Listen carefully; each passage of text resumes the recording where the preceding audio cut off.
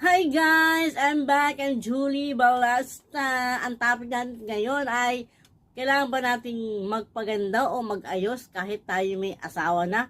Natural! Babae tayo eh. Asit natin magpaganda. Kailangan lagi tayong maganda kahit tayo may asawa na, may anak na, o mga edad na tayo. Kailangan po natin yun. Kasi, ayun ang simbolo ng magiging babae. Yung magpaganda. Diba? Kailangan lagi tayong maganda sa paningin ng ibang tao, syempre sa asawa mo, sa anak mo, sa pamilya mo, sa kaibigan mo, lahat dapat lagi kang maganda.